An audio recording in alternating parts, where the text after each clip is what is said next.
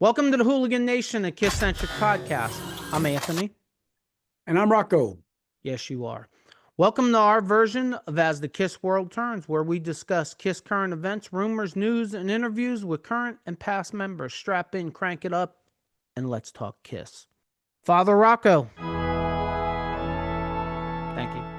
No problem. It is the 50th anniversary of Alive. Alive at 50, the live album that built a legend. Yeah, absolutely. I don't know where we even go with this today. I do know that as a KISS podcast, we in some way should celebrate 50 years of KISS Alive. Because I have a feeling that if there was no KISS Alive, we might be here today celebrating 3 or 4 years of KISS. It was a necessary thing. It was a foundational, necessary thing. Absolutely. Yeah, it was sort of like a missile launcher in certain ways. When this came out, how old were we? How old were we? Well, you were 5 and I was 1. Wow, it's amazing. Came out in 1975. It's amazing to think of how much KISS consumed our life throughout the years. And their most pivotal moment, we were barely I wasn't even a year old. It was released on September 10th, 1975. That's pretty wild. So why don't we start there? I think that's a cool place to start. Imagine if there was no KISS Alive. I mean, by all accounts that I've heard, if Alive didn't hit, Casablanca was dropping them because Casablanca was past broke. Casablanca was way into the red. They all were. Bill Coyne, same thing. Bill Coyne, Neil Bogart, he owed mobsters all kinds of money.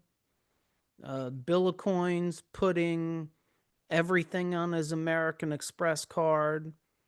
I mean, and you know what? It's also a lesson in belief. There was a lot of faith and belief in the band from those sources too.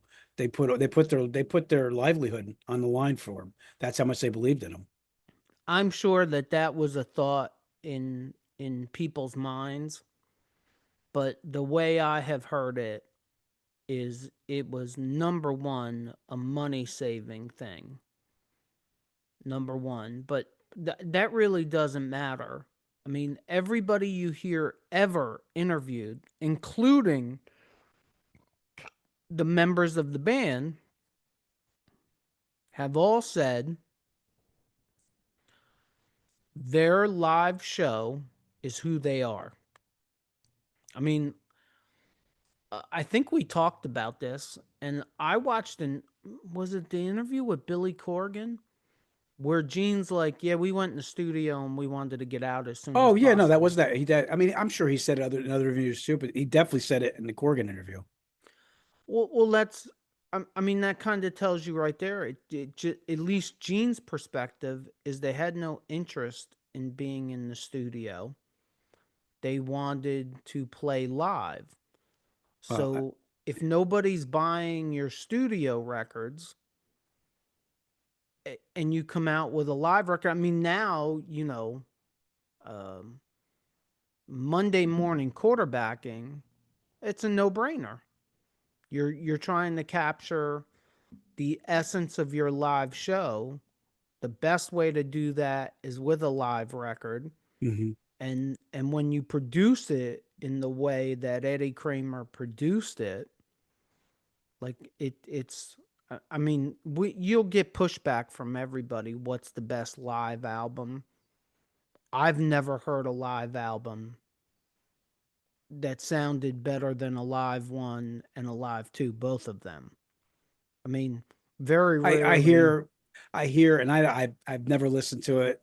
I respect him as a musician, but there's a live album of Peter Frampton that gets a lot of love.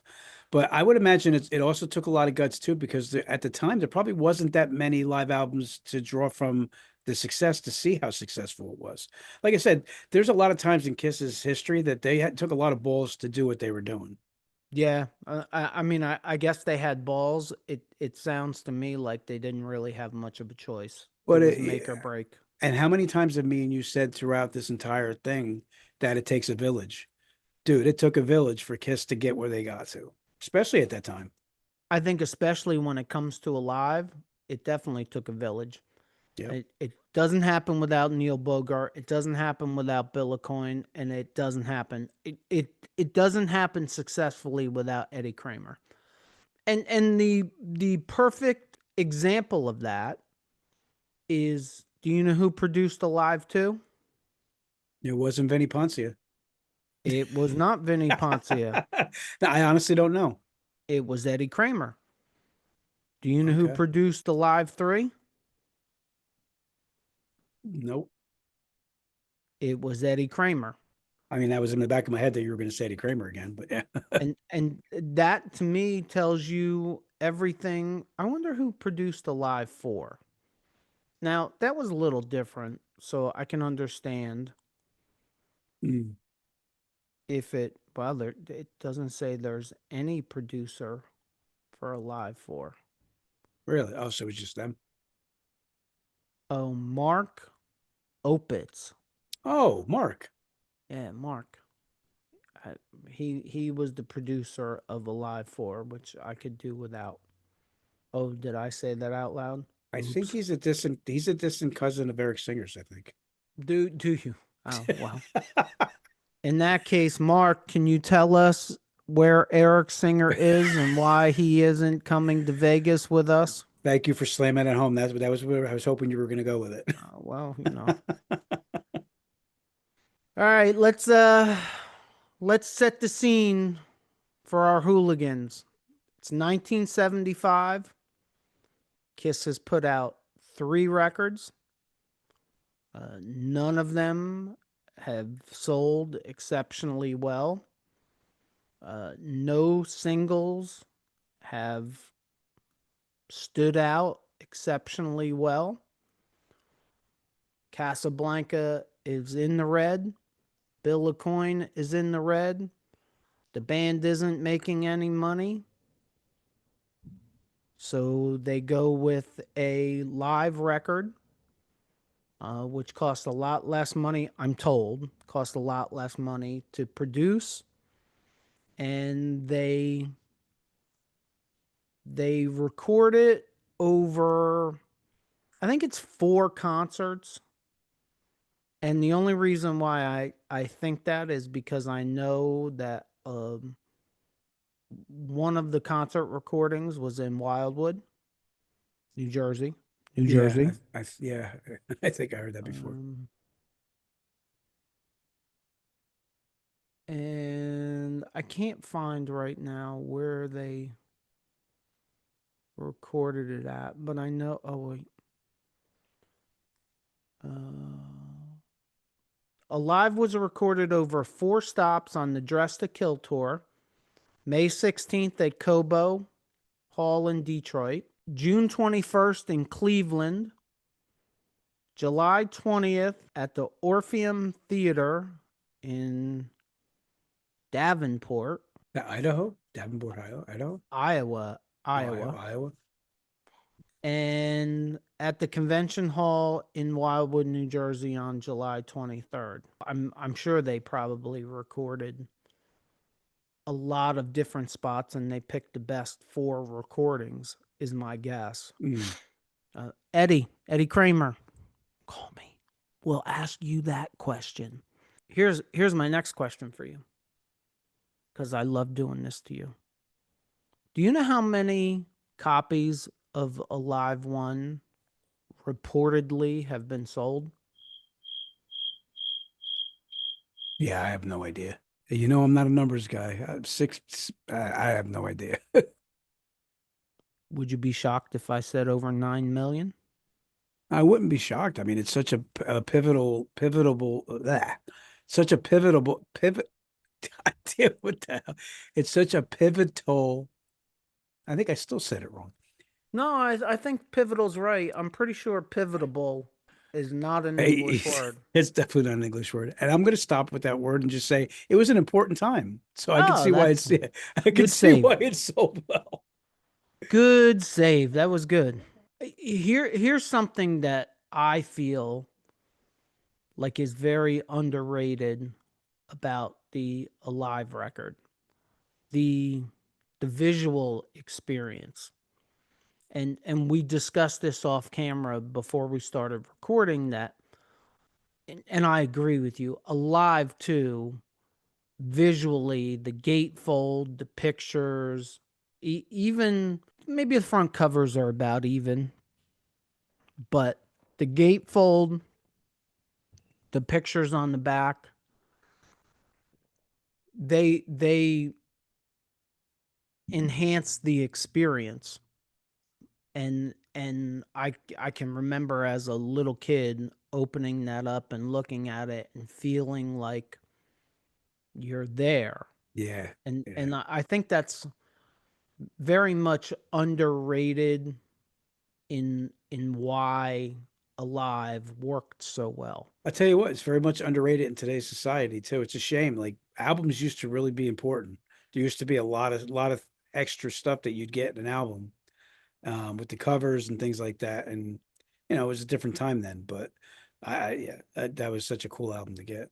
The set list definitely matters, but they had so much less to choose from. There's 16 songs on Alive, and I'm guessing they only had probably 29, 30 to choose from, and they had to choose over half. Uh, they open up with Deuce, then Strutter, Got to Choose, Hotter Than Hell, Firehouse, Nothing to Lose, Come On and Love Me, Parasite, She, Watching You, 100,000 Years, Black Diamond, Rock Bottom, Cold Gin, Rock and Roll All Night, and Let Me Go Rock and Roll. I I'm not sure you could pick 16 better songs than what they picked. If I was to combine Alive 1, Alive 2, and Alive 3, there's 5 songs off of Alive 1 that has to go on my live record, at least for me.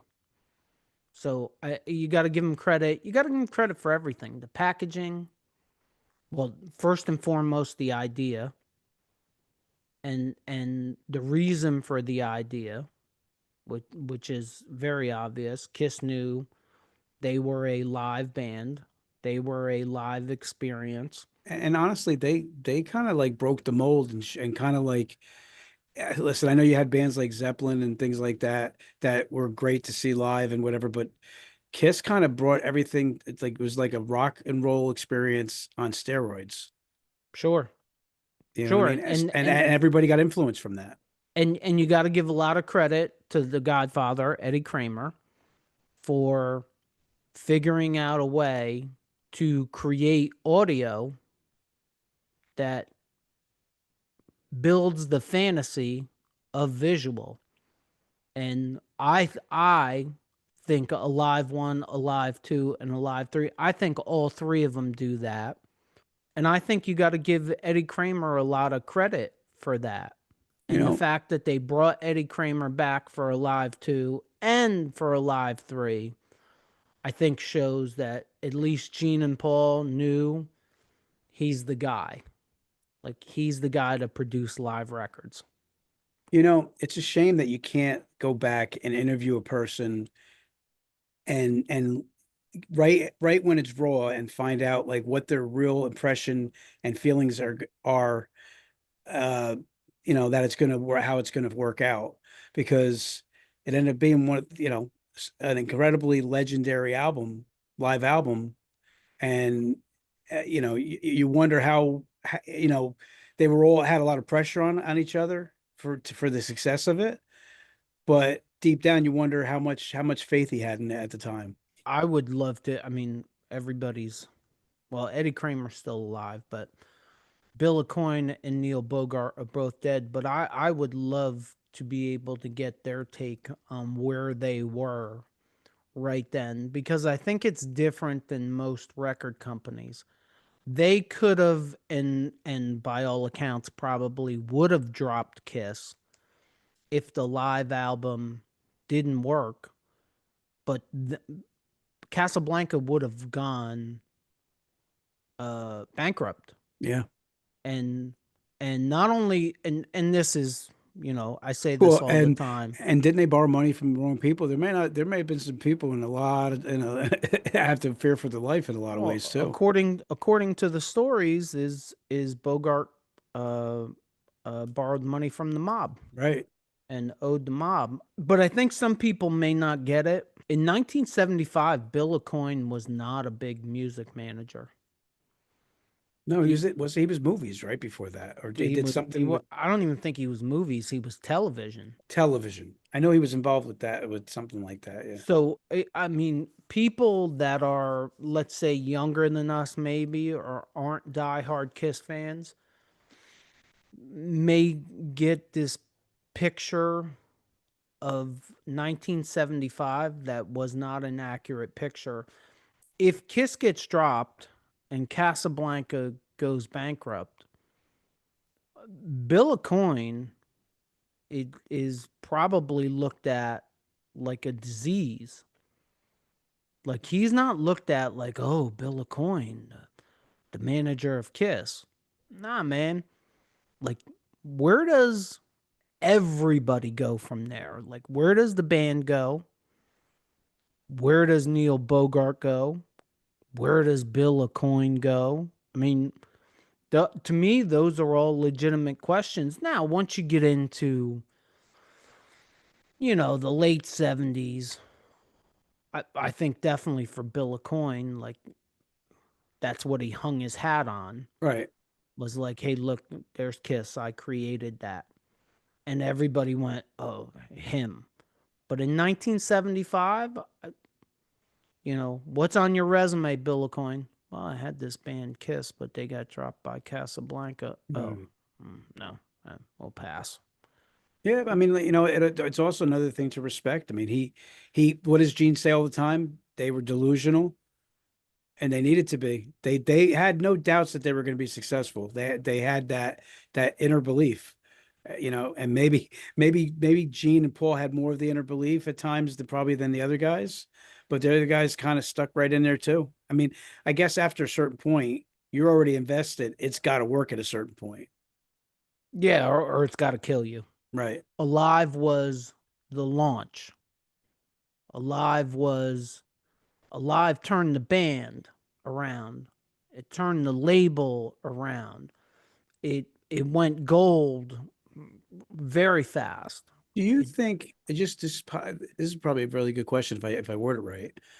Do you think that Bill Coyne deep down had it in his head that they could be larger than life, they could be characters? Like there was a big part of him and his belief that really did see a bigger picture, and that's what kept his faith. I think that's absolutely part of it. I mean, what other band in the history of music talks about walking into their manager's office and having a fire breather in there and the manager saying, okay, which one of you are going to learn how to breathe fire? I mean, think about that. That's, Right.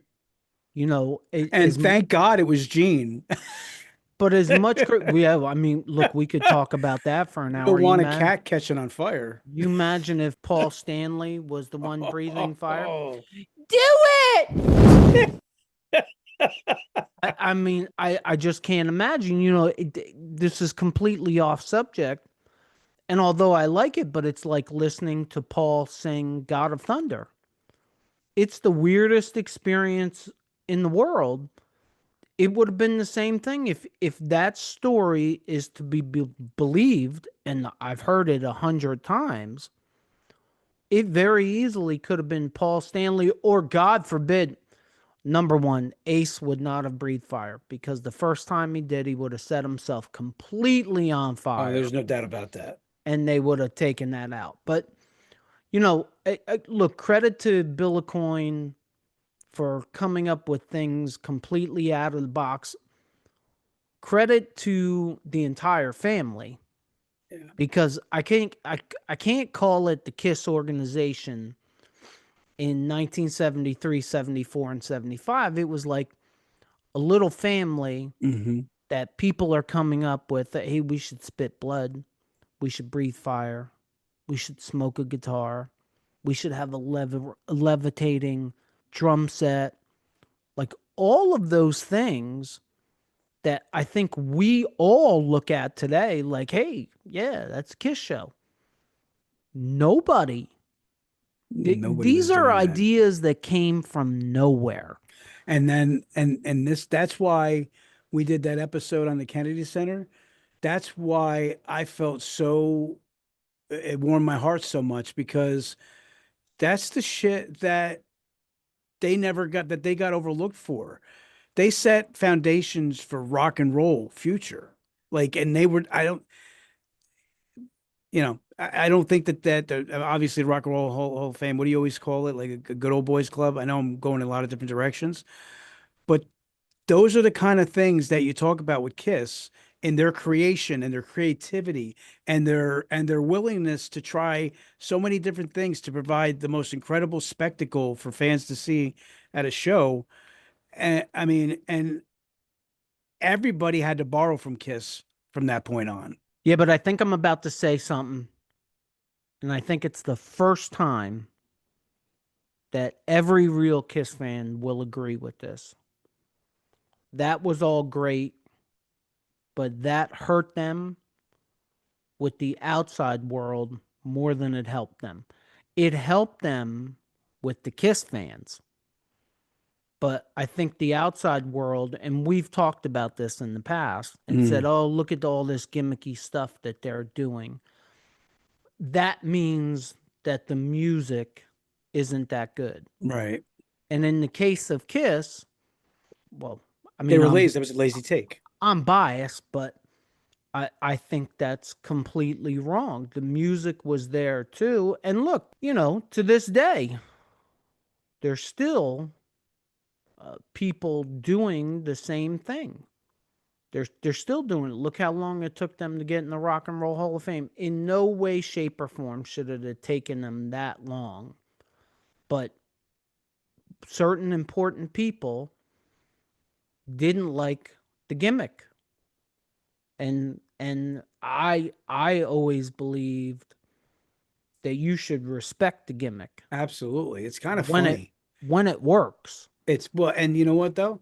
It's kind of funny for somebody to criticize it when you look at the marketing genius. If you look at it, it's genius. Did you say marketing genius? I'm not even talking about Paul or Gene. I'm saying the animal. I'm You talking, did just say marketing genius, right? yes. Mm. Ah, tastes really good in our Hooligan Nation tumbler. In Uh, no way do we ever try to sell you anything. I'm just thirsty a lot. But if you're interested, you can get a drink container like this, or shirts, sweatshirts, and other gadgets at our website that's right up there, hooligannation.com. Thanks. You were saying? I'm just overall like even if you're not a Kiss fan, you have to look at what they created, the body of work, the sustainability. I mean, if they didn't have good music, there's no shot that their gimmick would have taken them as far as it did. And again, they took the makeup off and they still had years and years to continue. The sustainability of the band is still something that is extremely impressive. They reinvented themselves so many times. They've had their falls, but they always found a way to. I mean, again, I'm super biased, but I'm talking fact. You know what makes me laugh other than rewatching like Eddie Murphy Delirious over and over again? Oh, it's a great one. Hey boy, come over here. These same critics that killed the band for the first three albums and said they were terrible, they weren't going to be around long, blah, blah, blah, blah, blah. Those same critics took the live versions of those songs that were on the first, second, and third album and are also the critics that say, "Oh, Kiss Alive is the greatest live record ever." Well, look, yes, it is true. It is true for me. Whoever we want to give credit to, and I'll give credit to Eddie Kramer for this, but you can almost see the fire, the blood, the smoke bombs, the costumes. You can almost see that while listening to Kiss Alive. But at the end of the day, whether it's a studio album or it's a live album, whether it's Kiss or it's Aerosmith, or for that matter, it's Taylor Swift, it's about the music. So if you killed the first three records, and then when records started to sell, you all of a sudden now, oh, a live one is the greatest live record ever. Well, it had the same material on it. So you have to wonder, But that's also another example of what how was the numbers don't. motive? Yeah, but well, yeah, there's that motives have a lot to do with it. Like, what's the? Yeah, that's true. But it also is another example that numbers don't always tell the story. Something may not sell doesn't mean it's not quality. The first couple albums that weren't were impressive with record sales, but that material ended up on a live one, and it was the biggest live album, one of the biggest live albums of all time. You brought up Peter Frampton Comes Alive. I'm not a big Peter Frampton song. I like the same Peter Frampton song everybody likes. But I've listened to that live record, and I've also listened to Cheap Trick. Cheap Trick is another band that their Yeah, live. live record, Live at Budokan, is very well respected, and there's no disrespect to either of those records, but Kiss Alive is better, and for that matter, I think Alive 2 is better also. Listen, I'm gonna do a reverse thing from like the music, but I defy anybody to go to see all three of those people in concert and come away saying that Kiss wasn't the most exciting thing to see. I've seen a lot of concerts. No one puts on a live show like Kiss does. Nobody No does. one. And you're the master of the one liner of this, which is you don't have to be a Kiss fan to go to a Kiss show. And most people that aren't Kiss fans that go to a Kiss show are Kiss fans when they walk out of the Kiss show. Absolutely. And it's the added visuals. Right. It's the fire breathing, it's the They blood spitting, it's the levitating drum sets, it's the fire, the smoke bombs, it's the whole I thing think all Paul together. and I think Paul summed it up so well when he says we wanted to put on we wanted to put on a show that we wanted to that we would have wanted to see as a fan. Like they always were thinking from a fan's perspective.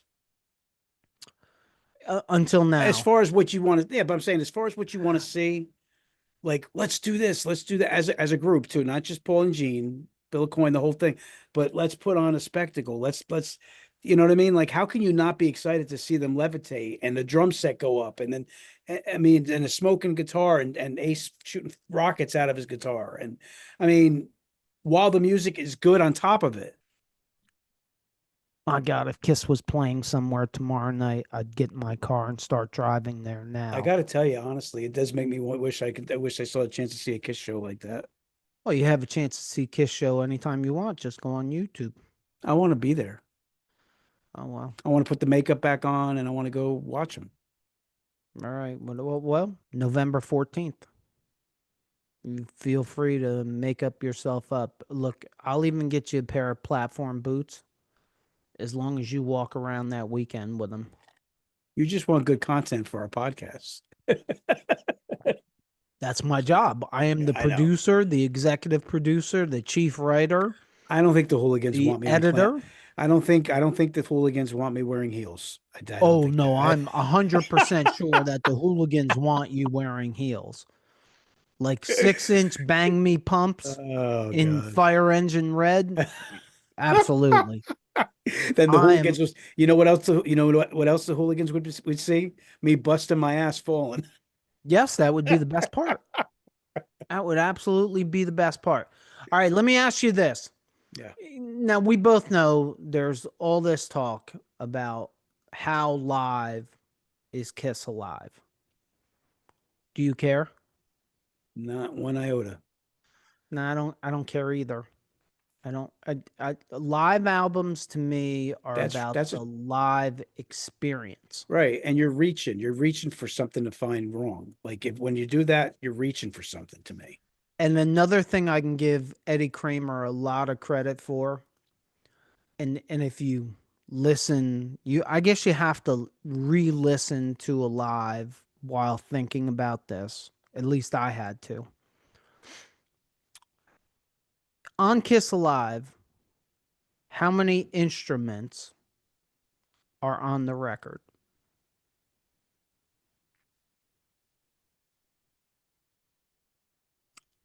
I feel as though in Is editing this there's this going is to going be to be the crickets? crickets. Yeah, this is going to be the crickets part. Yeah. Okay, I'll give it to you. There's two guitars, a bass, drums, and vocals. Can we agree? Yeah. Okay. See, I knew it was a trick question. That's five different instruments. In my opinion, there's six different instruments on that record. Do you know what the sixth instrument is? Crowd noise. Crowd noise. Yes. Ah! What do I win? You get to come back next week for the Okay. next recording. No, but it's seriously, if you I was jotting notes for this segment, and one of the notes that I put in there was the crowd. And then I listened to a live one to be able to talk about it for today's segment. What was that? Hmm? What was that? Jolly Rancher. Jolly Rancher. What flavor? Apple. Apple. Oh, sour apple, green apple, Green. or just apple? No, green. Green apple? Oh, okay. I listened to it, and the first thing that jumped out was that the crowd was its own instrument. And I don't understand how anybody can give credit to anybody else other than Eddie Kramer for that. A lot of live albums that you listen to, even to this day, it sounds like they mute the crowd, like they want the crowd to be somewhat in the background. What Eddie Kramer did was he almost, my opinion, but it feels to me like he almost brought the crowd noise up to make it equal to the guitars, to the bass, to the drums, to even the vocals. It became the sixth instrument. And I think that's part of That's an interesting take. I like its that. lore historically, Mm. is that that may be, and I don't know this, but that may be the first time that anybody ever said, we're trying to take the listener and put them in the sixth row, center stage, and the crowd noise is going to be very much a part of the experience. So let's not mute it. Let's raise it up. Just my craziness. No, and no, that's actually a really good take, I think. and it's also, to me, where you debunk the people that say, Kiss Alive isn't really live. I don't think any of them are. And look what happens when they put out live records that are quote unquote really live. I mean, the off the soundboards, I think they're great. Anybody out there that loves the off the soundboards, good for you. I listened to them once, and I don't like very much. Like a Uh, demo. yeah, that's what it's like, a demo live record. I want a finished, polished, nice, shiny product that has everything perfect. And you know what? If you got to do some overdubs, or you got to do, you got to add some studio audio, vocals to it, hey, The you do bo what you got to do. the bottom line is when you listen to it, do you get the feeling and the experience of being there? Oh, absolutely. That's what it comes down to. To this day, I can close my eyes. Really, a live one, a live two, and a live three. I can close my eyes, and I'm at a Kiss show. That's the one benefit of having going to a lot of Kiss shows, that even though we don't, that's a road that's been traveled, at least it's still vivid in your mind. Oh, it's vivid. There's no doubt. Before we shuffle off out of here for the week, I gotta bring up the fact that there is a 50th anniversary Alive box set that is it's not allegedly coming out. It's coming out. I can't answer and I can't find anything anywhere of why it hasn't come out yet. And I thought this was funny because we talked about this 1 or 2 weeks ago on a Wednesday segment about the Kiss Alive merchandise that was available at kissonline.com. Do you remember that? Hmm. Where we talked about the t shirts with the $15 cost discrepancy. Mm.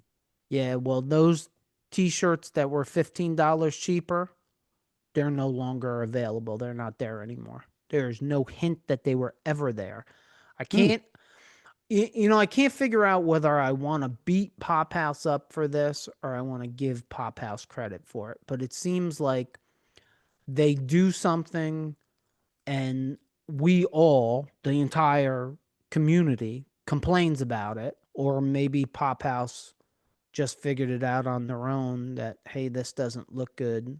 And everybody's going to buy the $30 shirt and not buy the $45 shirts. So let's Mm. take the $30 option away. I don't know. I'd love to know. Last thing that I have is, with all that being said, and I love Alive, and Kiss is not here today, and we're probably not here today if Kiss Alive doesn't come out. Much agreed. Alive or Alive 2? If you have to pick, which one you picking? Me alive. I mean, because it still covers the main music that made me a Kiss fan. So, like, my foundational fandom is going to be those first infancy songs. But I mean, Alive too. I like I said to you before we even record it. It seems like you get more. In fact, I think I even said to you, I thought there was more songs on Alive too, and the cover's bigger. You got more stuff in it. Well, But technically, there is more songs on Alive 2 because the fourth side is 5 studio tracks. mm, But live for live, there's 16 on Alive 1 and there's 15 on Alive 2. my Live. first my first response is Alive one. But if I'm being honest, if I want to give you a good take on listening to both live experiences and see if I'd have to listen to it again, honestly. But I Live One is because it's such a legendary album. It's the biggest album they ever made. Yeah, I think that's true. I was always partial to Kiss Alive too. You know what Uh, though? It's the go ahead. I'm gonna finish your thought. no, no, I was always partial to Alive too, and I think part of that reason was visual. It was the stage show.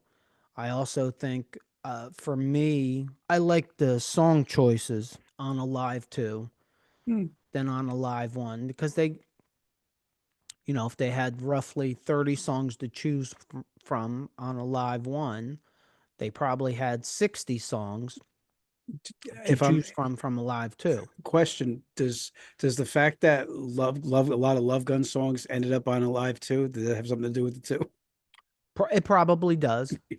It probably really does. And at least for me, the set list is much more structured to what I'm used to a Kiss set list being like. And I was never a big fan of opening up to Deuce.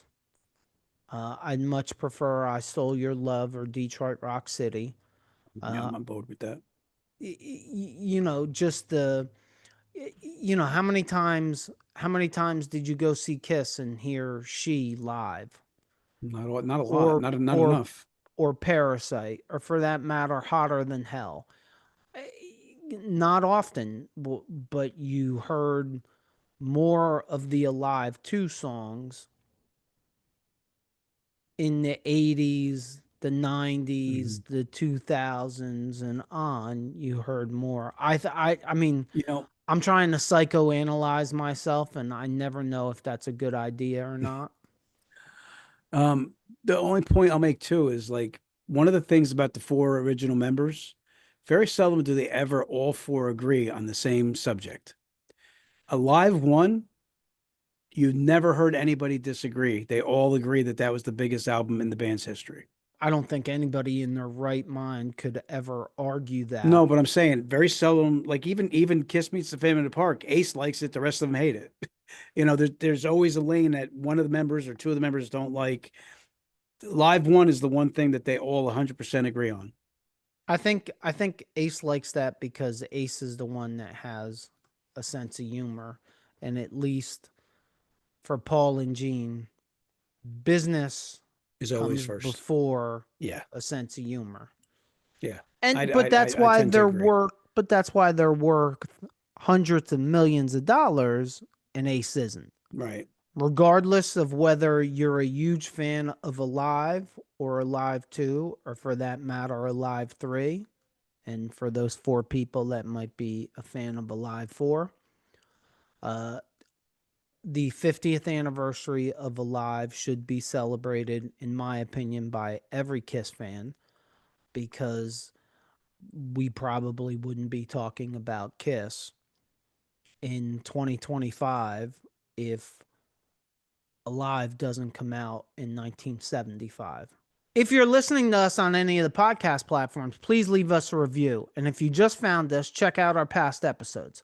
If you're watching us on our YouTube channel and you like this episode, please consider hitting the like button, just like that guy, and leaving us a comment. Hit that subscribe button, oh, just like that guy, so you don't miss any future episodes. And check out these episodes right here. As always, if you made it this far, thank you for supporting us. And don't forget, we should all lead with love and take care of each other. Peace out, Hooligan Nation.